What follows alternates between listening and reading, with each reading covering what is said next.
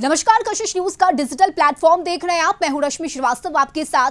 झारखंड के पूर्व मुख्यमंत्री चांपाई सोरेन ने नई पार्टी का ऐलान कर दिया है और इसके बाद से प्रदेश की सियासत गरमा गई है। उन्होंने कहा कि वह राजनीति नहीं छोड़ेंगे और नया संगठन खड़ा करेंगे। चांपाई सोरेन ने यह भी कहा कि वह झामुमो नेताओं के हाथों अपमान का सामना करने के बाद अपनी योजनाओं पर अड़िग है। हालांकि वो लगातार ये भी कहते आ रहे हैं कि रास्ते में अगर कोई दोस्त मिलेगा तो उससे दोस्ती भी करेंगे, यानी गठबंधन करेंगे। और उनके इस ऐलान के बाद ये जानना जरूरी है कि हाल फिलहाल में झारखंड में जितनी भी नई पार्टियां बनी है उनका भविष्य कैसा रहा है। हालांकि एक दल ऐसा भी है जिसने अभी सियासी पारी की शुरुआत की है और उसकी अग्नि परीक्षा इसी साल होने वाले विधानसभा चुनाव में होगी। हालांकि लोकसभा चुनाव में उसने बगैर चुनाव चिन्ह के अपनी दमदार उपस्थिति दर्ज कराई है और हम बात कर रहे हैं जयराम महतो की, जिनकी पार्टी को हाल ही में चुनाव आयोग से मान्यता मिली है। ऐसे में अब चांपाई सोरेन नई पार्टी बनाते हैं तो देखना दिलचस्प होगा कि विधानसभा चुनाव में इन दोनों दलों की परफॉर्मेंस कैसी रहती है। खैर, हम बात करते हैं पुराने दलों की उपस्थिति के बारे में और इसकी शुरुआत करते हैं बाबूलाल मरांडी की पार्टी जेवीएम से।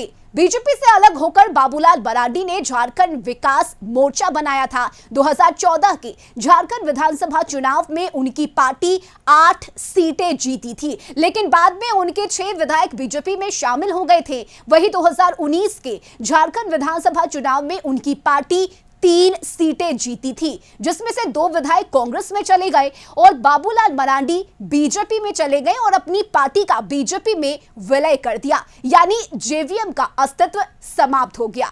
इसके अलावा झारखंड के पूर्व मुख्यमंत्री मधु कोड़ा ने भी जय भारत समानता नाम से अपनी पार्टी बनाई थी। 2009 के झारखंड विधानसभा चुनाव में उनकी पत्नी गीता कोड़ा इस पार्टी से चुनाव लड़ी, जीती भी थी। 2019 के लोकसभा चुनाव से पहले गीता कोड़ा कांग्रेस में शामिल हो गई और पार्टी का कांग्रेस में विलय कर दिया।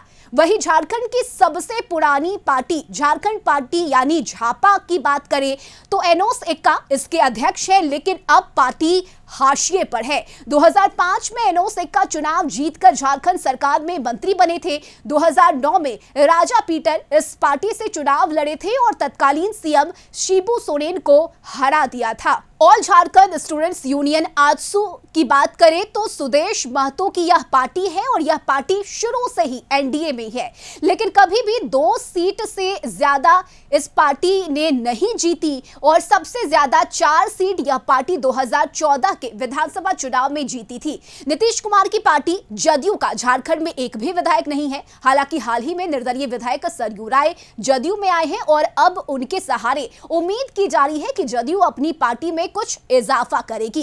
इसके अलावा लालू यादव की पार्टी आरजेडी की बात करें तो इसके एक विधायक सत्यानंद भोक्ता हैं, जो झारखंड सरकार में मंत्री भी है। साल 2019 में 5 सीटों पर महागठबंधन में विधानसभा चुनाव आरजेडी ने लड़ा था, लेकिन सिर्फ 1 सीट ही आरजेडी ने जीता था। वहीं झारखंड में एनसीपी का भी थोड़ा बहुत प्रभाव देखने को मिलता है। 2019 के विधानसभा चुनाव में एनसीपी से चुनाव जीतकर कमलेश सिंह विधायक बने थे। एनसीपी में टूट के बाद वह एनसीपी अजीत पवार के गुट में है और अभी एनडीए के हिस्सा है। उधर झारखंड में इसी साल विधानसभा चुनाव हो रहा है और माना जा रहा है कि इस चुनाव में भी कड़ी टक्कर एनडीए और आईएनडीआईए गठबंधन के बीच होने वाला है। लेकिन जयराम महतो और चांपाई सोरेन की बनने वाली नई पार्टी पर सबकी नजरें हैं। देखना होगा कि इन दोनों ही दलों की स्थिति क्या रहती है और ये सबसे ज्यादा किसको नुकसान पहुंचाते हैं, एनडीए या महागठबंधन को।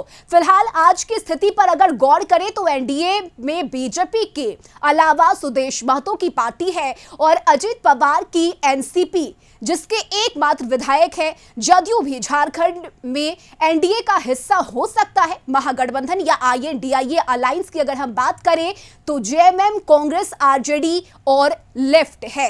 ऐसे में देखना दिलचस्प होगा कि झारखंड की राजनीति आगे आने वाले दिनों में क्या करवट लेती है। और फिलहाल जो चर्चा है चंपाई सोरेन के नाम को लेकर, अब आखिर चंपाई सोरेन का अगला कदम क्या होता है। विधानसभा चुनाव से पहले अगर चंपाई सोरेन अपनी पार्टी बनाते हैं तो उस पार्टी का नाम क्या होगा, या अगर वो किसी पार्टी के साथ जाते हैं तो इसका कितना प्रभाव झारखंड में देखने को मिलेगा। और ऐसी तमाम खबरों से जुड़ने के लिए और खबरों को जानने के लिए आप देखते रहिए कशिश न्यूज। इस वीडियो को ज्यादा से ज्यादा शेयर कीजिए, लाइक कीजिए और कमेंट करके जरूर बताइए कि आपको क्या लगता है अगला कदम चंपाई सोरेन का क्या होने वाला है।